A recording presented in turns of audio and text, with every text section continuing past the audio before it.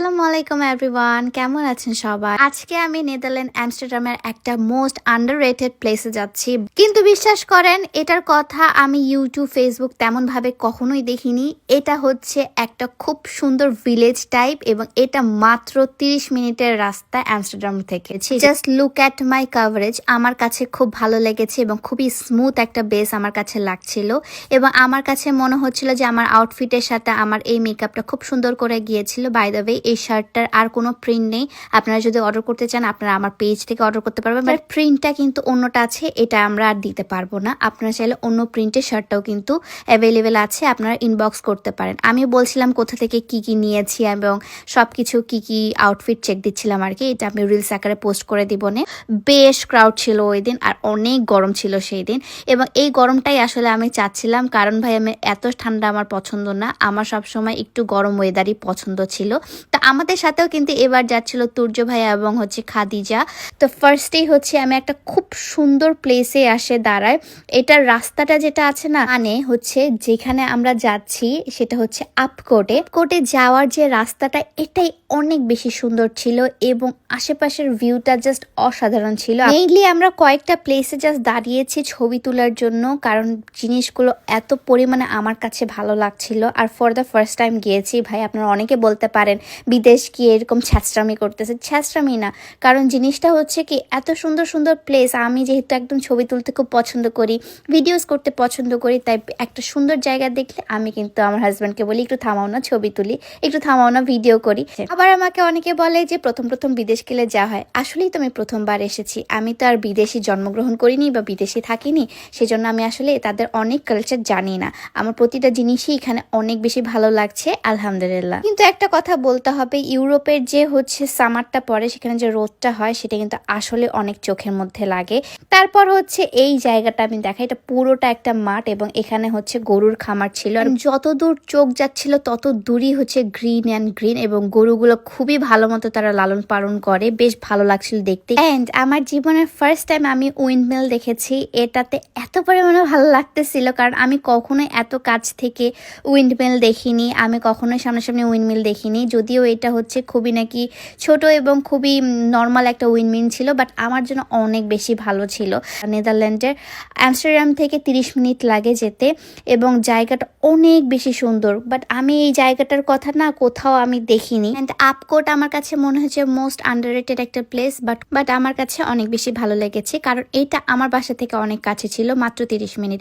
এবং এটা ক্যাসেল ছিল না, মানে তাদের চার্চ ছিল, আমি ঠিক জানি না, বাট খুবই সুন্দর ছিল এবং এই ভিউটা মনে হচ্ছিল প্রতিটা ভিউই মনে হচ্ছে ছবি তোলার মতো। এত পরিমাণে ভালো লাগতেছিল কেন এই শহরটাতে গিয়ে আমি বুঝতেছিলাম না। আর এই শহরে একটু সাইকেল কম, এই শহরে হচ্ছে গাড়ি বেশি, কারণ এটাতে সবাই গাড়ি দিয়ে যাতায়াত করে। এবং এই শহরে আছে বোট, আপনাদেরকে বোটটাও দেখাবো। আমরা কিন্তু শহরের মধ্যে চলে এসেছি এবং শহরটা কিন্তু অনেক ছোট, অনেক জিনিস এখানে অ্যাভেলেবেল নেই, বাট হচ্ছে অনেক ছোট। এবং এটা হচ্ছে তাদের পুলিশ স্টেশনটা দেখছেন কত সুন্দর। এখন দেখায় আপনাদেরকে এই যে তাদের স্পিড বোটগুলো, তারা কি করে জানেন, তাদের গাড়ির পিছনে এরকম একটা স্পিড বোটটা হুক লাগায়, তারা গাড়ি করে সামনে দিয়ে চালায় নিয়ে যায়। এত সুন্দর লাগছিল দেখতে। এবং এখানে সবাই যারা স্থানীয় তারাই থাকে মেইনলি, কারণ হচ্ছে তারা একটু আলাদা থাকতে পছন্দ করে, তারা একটু নিরিবিলি থাকতে পছন্দ করে। এত সুন্দর লাগছিল দেখতে, প্রতিটা বাড়ির সামনে হচ্ছে একটা একটা করে বোট। তারপর আমরা একটা ক্যাফেতে এসে বসি, ক্যাফেটাও হচ্ছে খুব তাড়াতাড়ি বন্ধ হয়ে যায়, এখানে 8টা বাজার পর সবকিছু অফ হয়ে যায়। সো আমাদের অলমোস্ট তখন 7টা বাজতেছিল এবং তাদের কিচেন ক্লোজ করে দিয়েছিল, তো অনেক কিছু আসলে অ্যাভেলেবেল ছিল না। এটা অনেক অ্যাস্থেটিক ছিল এবং ক্যাফে থেকে যে সানসেটটা ছিল এটা একটা মাইন্ড ব্লোয়িং সানসেট ছিল, আমার সানসেট খুবই পছন্দ। এবং তার সাথে ছিল আমার পছন্দের ক্যারামেল চিজ কেক। এখানকার চিজ কেক খেয়ে আমি পাগল হয়ে গিয়েছি, আমি আগে চিজ কেক একদমই খেতাম না, বাট এটা অনেক মজা ছিল। উপরে ক্যারামেল দেওয়া ছিল এবং আমার ফেভারিট ব্লুবেরি দেওয়া ছিল, এবং আমি এখানে খাদিজাকেও খাওয়াই দিচ্ছিলাম এবং সেও বলতেছিল অনেক মজা। সত্যি এটা চিজ কেকটা খুব মজা ছিল। তারপর আমি সামিউল সবাই মিলে একটু চিয়ার্স করছিলাম, আরও অনেক মানুষ আমাদের সাথে জয়েন হয়। আমরা যখন প্রেম করতাম তখন সামিউলকে আমি বলতাম যে সামিউল এমন একটা শহরে যাবো যেখানে আমাকে কেউ চিনবে না, আমরা একা দুইজনে ঘুরে বেড়াবো, হাঁটে বেড়াবো, মজা করে বেড়াবো। অ্যান্ড আল্লাহ তাআলা আমার কথা হয়তো বা শুনেছে আলহামদুলিল্লাহ।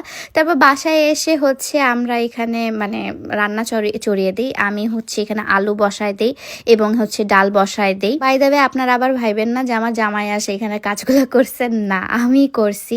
ফার্স্ট এসে আমার জামাই আসলেই আমাকে হেল্প করার ট্রাই করছিল যে কতটুকু কি করতে পারি না করতে পারি, বাট আস্তে আস্তে আমি অ্যাবজর্ভ করার ট্রাই করছি এখানকার কালচার, এখানকার ওয়েদার, এখানকার সব কিছু আসলে আমি অ্যাবজর্ভ করার ট্রাই করছি এবং সেও আমাকে হেল্প করে। এবং বিদেশে যারা থাকে, যারা বিদেশ থেকে আমার ব্লগটা দেখছে, তারাই শুধু বুঝতে পারবে যে আসলে বিদেশে একা একটা মানুষ কাজ করা কখনোই পসিবল না। এখানে দুজনকার হেল্প না করলে আসলে কেউই আসলে সুখে থাকতে পারবো না, কারণ এখানে সব নিজেদেরকে করতে হয়। যেমন আমি এখানে হচ্ছে ডাল চড়িয়ে দিয়েছিলাম, ভর্তা করছিলাম এবং হচ্ছে ডিম ভাজি করব আজকে। এবং সামিউল পাশে আমার রুম গুছাচ্ছিল, বেড গুছিয়ে দিচ্ছিল এবং আমার কাপড় গুছিয়ে দিচ্ছিল। অ্যান্ড ম্যারিড মানেই তো এটাই, তাই না, যে সে আমার কাজে হেল্প করবে, আমি তার কাজে হেল্প করব, দ্যাটস নর্মাল। বাট এটা নিয়ে আসলে এত চিন্তা করার কোনো কিছু হয়নি। তো এইভাবেই আমি আজকের ব্লগটা শেষ করছি। দেখা হচ্ছে next blog. Till then, tata, bye by.